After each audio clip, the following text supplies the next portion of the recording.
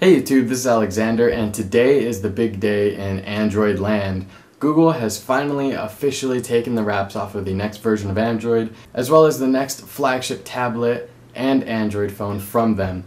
So we've got Android 5.0, Lollipop, the Nexus 6 and Nexus 9, and I'm going to go ahead and give you my thoughts on them as well as do sort of a recap. They also announced another media device, but I'm not going to be talking about that in this video. So without further ado, this is my thoughts on the Nexus 6, 9, and Android Lollipop / recap. So let's go ahead and take a look. So I'm going to first run through the specs of the device and then I'll give you my thoughts on each one. And I'm going to run through them kind of quickly because I don't want this video to get too long, and I want to also be able to give you sort of a recap and my thoughts on them. So first up, we got the Nexus 6 that they finally took the wraps off. It's coming in with a 6-inch display as rumored, well 5.96 technically, but it is pretty much 6-inch display with a resolution of 2560 by 1440, so Quad HD. It is an AMOLED display, so it's something that I'm actually pretty excited for. We've been using LCD for the past couple Nexus devices, so it's kind of nice to go back to AMOLED to go those really rich, deep blacks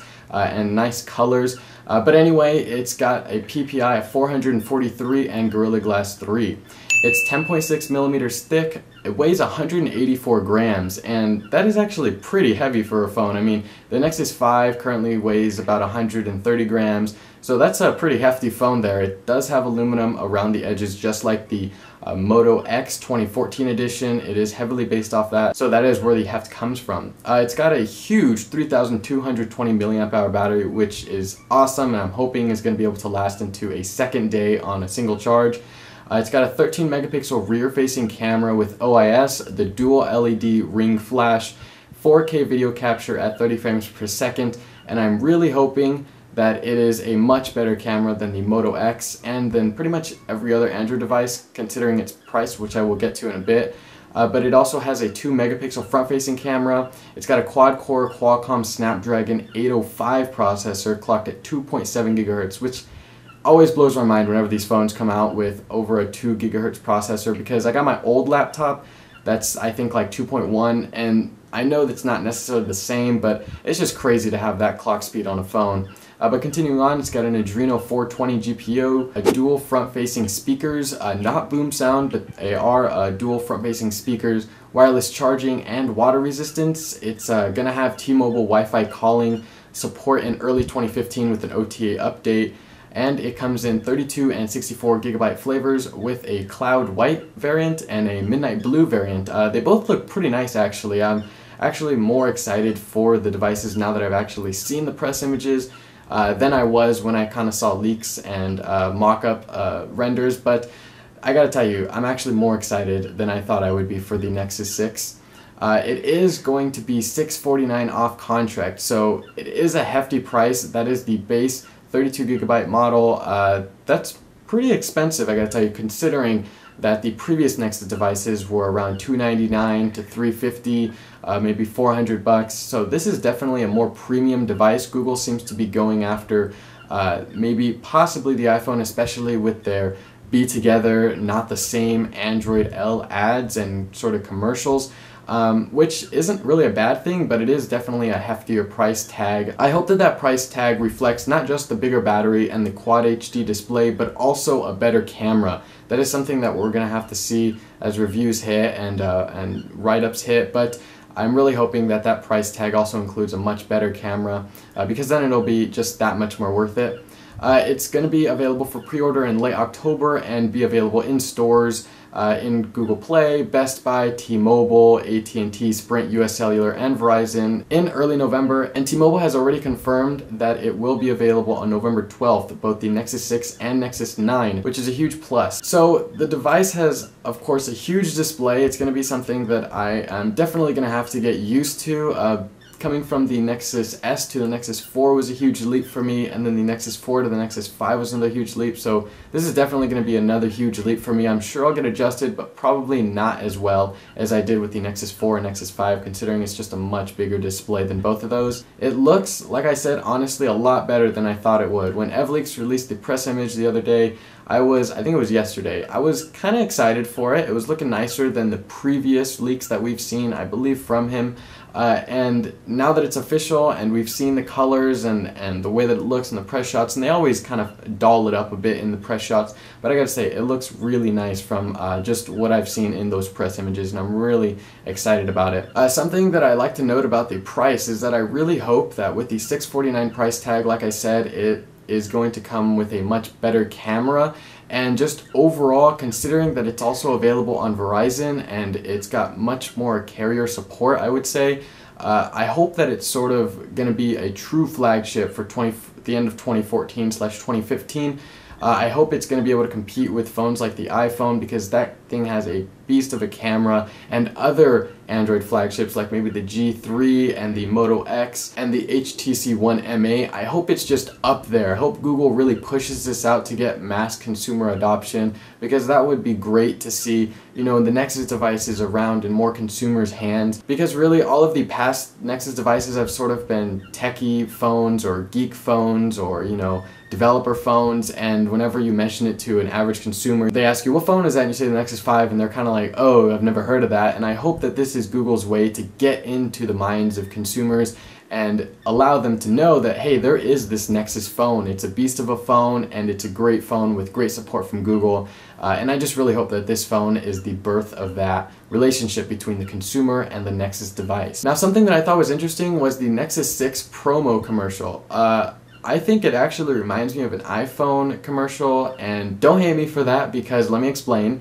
I think that the beauty and the craftsmanship that went into the device and the commercial together really exudes sort of an Apple feel. And I'm not saying that Google has never made beautiful things before. I'm just saying that Apple is the one who's known for making these really fancy and simplistic commercials advertising their phone, and I think Google did a great job doing something similar to that, I would say. Now, I don't think they're straight out copying their commercial, of course, but I think that there is a similarity between the two in how they're advertising the phone, and I really enjoyed that, because not to say that Google's commercials have been bad in the past, but I think this one is really a step up for Google right now with the Nexus 6 and the Nexus 9. So great job on those ads, Google. So overall, regarding the Nexus 6, I'm really excited. It's going to take a while to get used to, but I can't wait to get my hands on it. So now moving on to the Nexus 9. The Nexus 9 is made by HTC this time around, as rumored, and it's got an 8.9-inch display, so essentially a 9-inch display, hence the name 9.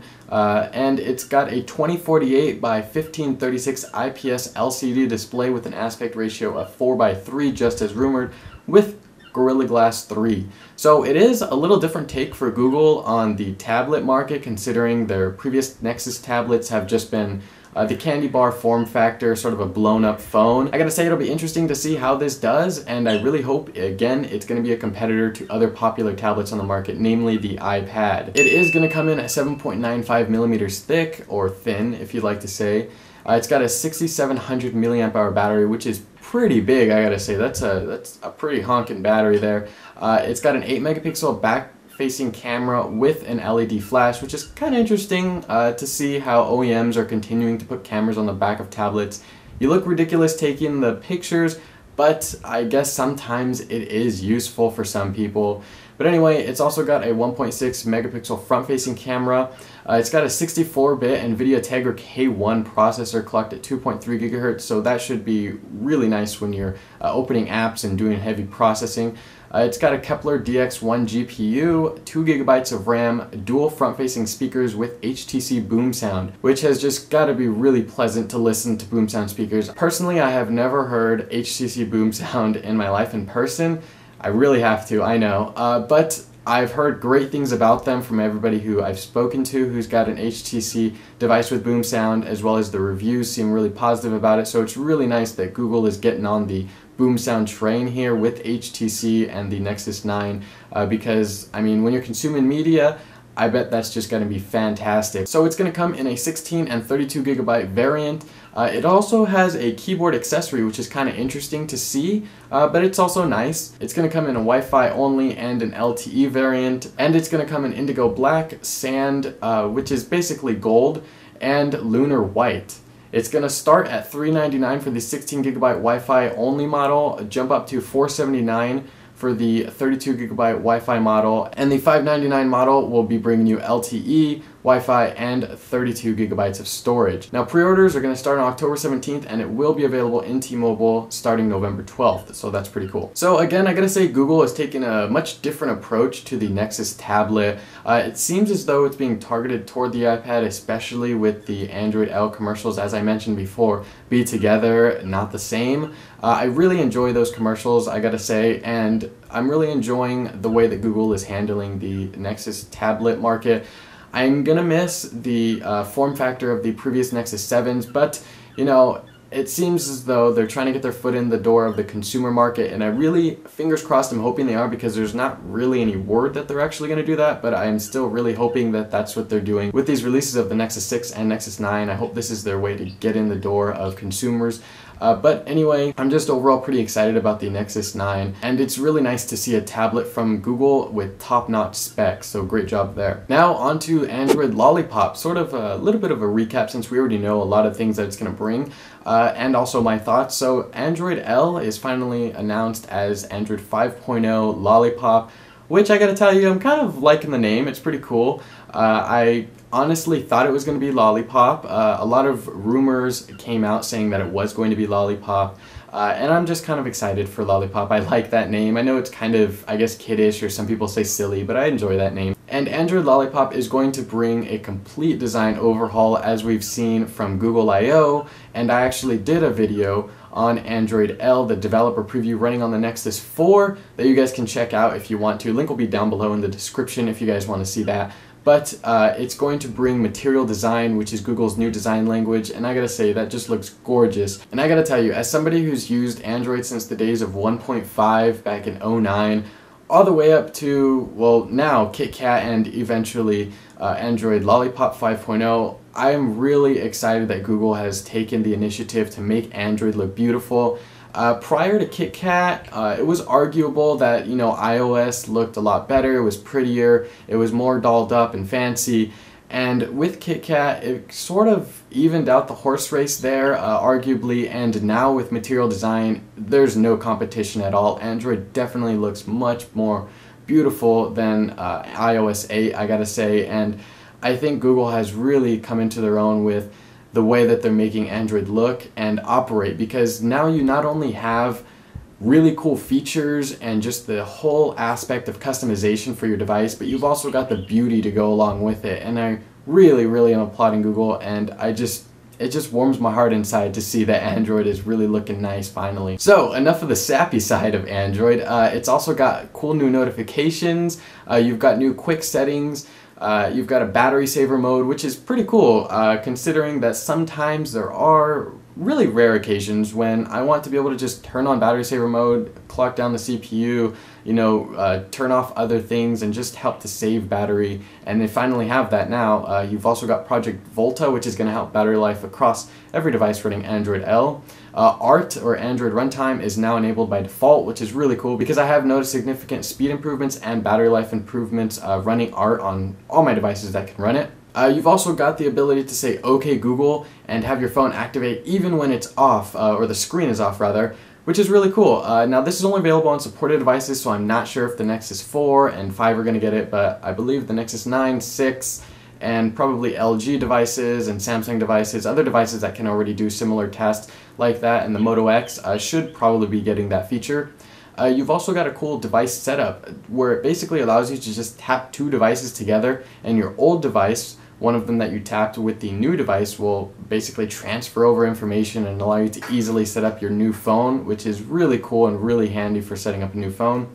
You've also got the ability to pick up your phone and have it wake the display or just double tap, which I gotta say is insanely handy. I know this is another first world problem, but honestly, having to push the button just to check if you've got notifications can get old, and it can, honestly, for me anyway, since I lay my phone down flat and I have to put one of my fingers on one side of the device and then the other one to push the button, it does get kind of annoying, and I like the ability to be able to just double tap right there on the display to wake it, check if I have anything, and then just allow it to go back to sleep. So I really like that feature. and it will be hitting the Nexus 4, the Nexus 5, the Nexus 7. Not sure if it'll be the 2012 variant. I've heard that it will be, and I haven't heard Google make anything official for that though, but probably definitely the Nexus 7 2013 version, and of course the Nexus 9 and Nexus 6.